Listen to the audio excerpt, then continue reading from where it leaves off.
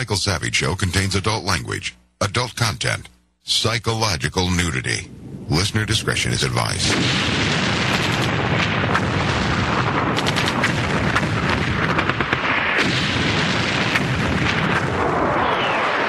And now, America's most exciting radio talk show, The Savage Nation. Here is Michael Savage.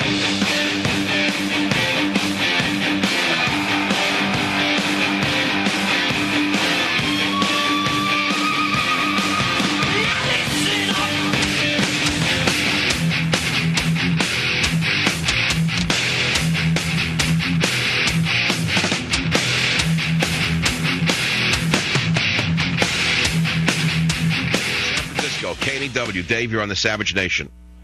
Hey, Mike. Actually, I'm calling from Oakland that I now sort of affectionately call Brokeland. I know that you have your pet name for San Francisco. Anyway, my comment Oakland, California, under Mayor Ron Dellums is now called Brokeland. That's interesting. Well, yeah, okay, so what's going on in Brokeland? Well, looking at my paychecks every month, and I'm a young guy trying to raise a family. I have one 2-year-old and another on the way. And in reading your book, Psychological Nudity, which I love, and my little girl loves Teddy on the front, she knows that that's Teddy. That's sweet. It occurs to me that another great impact that you can have and that your show can have across America is to encourage young fathers, especially like me, to call, because I know that you have a lot of advice. No, you're raising a very interesting point. I am sort of like a father figure to millions of younger guys who have nowhere to turn, whether their fathers have died or whatever, or they were raised by a single mother. I really respect young men who get married and have children. I think that is the toughest and most noble job that a man can have on planet Earth, especially in times that are so questionable, especially with the fears raging through America today about the socialism that is hanging in the air like a lead balloon, because we understand that the arc of civilization requires propagation. And the fact of the matter is a lot of white men are afraid to have children. They become total punks and cowards. Or they only want pleasure, or they are so narcissistic they don't want to give up a night's sleep, or they don't want to, their old lady to lose her abs or something, because they're ultimate materialists. Having children is a sacrifice, but it's the most worthwhile sacrifice the world can imagine, Dave.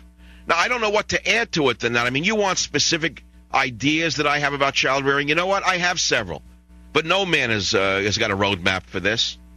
I'll tell you what, Dave.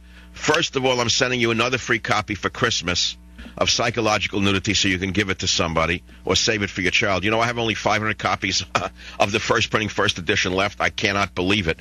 I've ordered a first printing second edition, but you're getting a free copy. But what kind of advice do you want?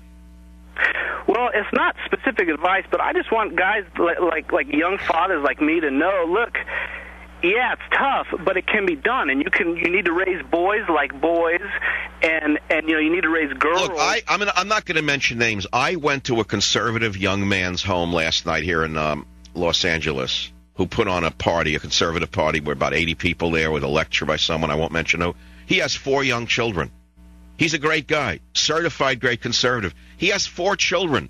There's a whole revolution going on in this country, Dave. The problem is you don't know it. Because all you see is gay this, gay that, gay this, gay that, minority this, minority that, gay this, gay that. You don't see anything about young families, white, black, brown, or anything else, do you? You ever see any stories about young fathers and mothers trying to raise children? Never. They're obsessed with gay this, gay that, gay this, gay that. Because the governor can gay you nowhere, and the mayor can go gay somewhere else. Thanks for the call. I'll be back.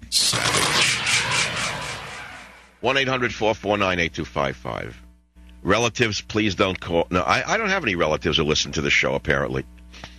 I never hear about anyone I know who listens to it. They all make believe they don't listen to this show. It's terrible when you're famous in a family, and they get mad at you for your success. They would rather that you're a junkie in a rehab than I know a guy who has a brother. He's a talk show host. I don't really know him personally, but he's not a bad guy. He's on another station. He's very liberal. When I used to be on a station, he's a nice guy. He has a brother who's a junkie. And this guy knows exactly what it's all about. if I were, let's say, a junkie in rehab and amounted to nothing in my life, the relatives would love me. Oh, look at that poor Michael and never got anywhere. Huh? How terrible. Let me see if I can help him. But if you're successful, they don't want to know you. It's like it's a law of reversal here. All your life you strive to achieve something, and when you do, you write your first book. Oh, yeah, really? No kidding. Oh, well, I like Stephen King. That was what I heard the first book I published 30 years ago. And my book was really a fine book, and it went very far. Earth Medicine, Earth Foods, 1972. I was so proud of myself. And may he rest in peace. I swear to God, I brought it into my father's market. I think my father was dead already. He had died so young. But a relative was still living, who I love to this day. I'm nothing against him. I show him the book. I traveled like 6,000 miles. Have you seen my new book, Uncle? Yeah. He said, how much do you make a book? He looked at it like a piece of herring. He opened it up. He said, how much do you make a book? You make $1 a book. I couldn't believe what I'd heard. Everything was dollars and cents. It wasn't that way for me.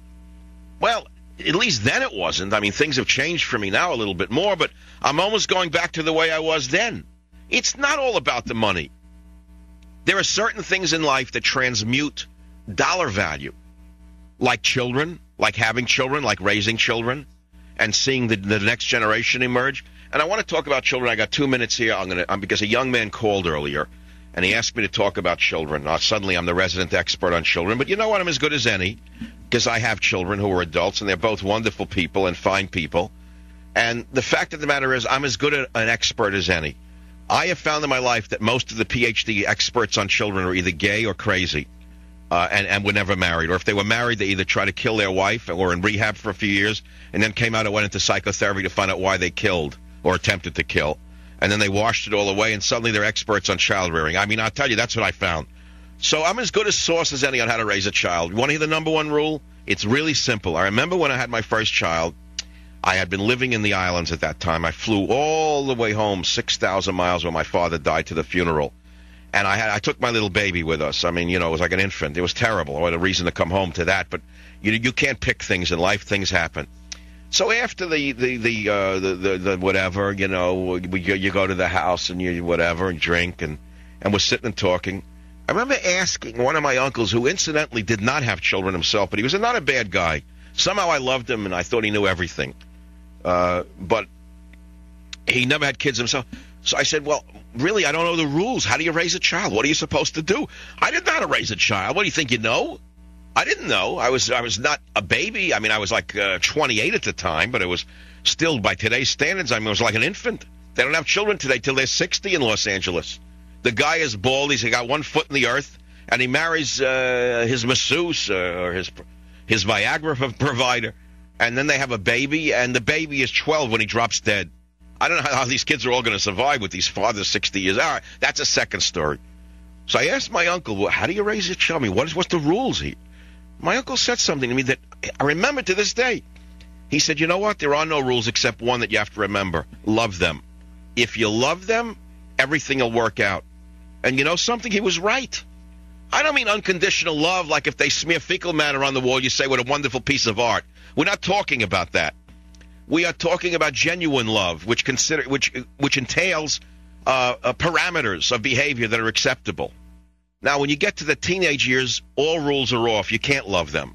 It's like The Shining appears. At 11, it's your child and you love them. Then one day they come home and it's like Stephen King is The Shining. You don't know who's in the house. I'll tell you about that in another installment on the Savage Nation. Savage.